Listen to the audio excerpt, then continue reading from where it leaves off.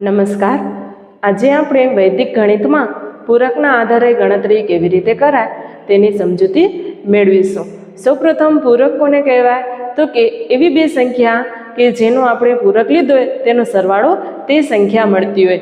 જેમાં આજે આપણે 9નો પૂરક અને 8ના પૂરક વિશે માહિતી મેળવીશું.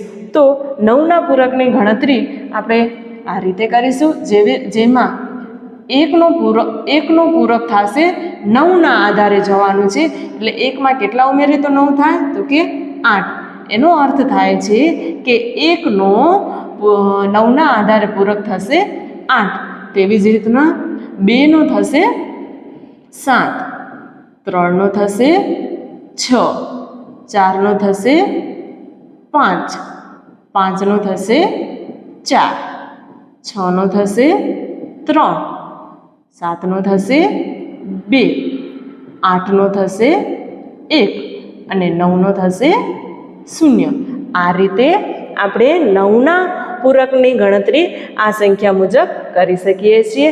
તેવી જ રીતે 8ના પૂરકની પણ ગણતરી કરી શકાય છે, જેમાં એકનો 8ના આધારે પૂરક થશે. એકમાં કેટલા ઉમેરીએ તો જવાબ આપણને 8 મળશે? તો કે 7.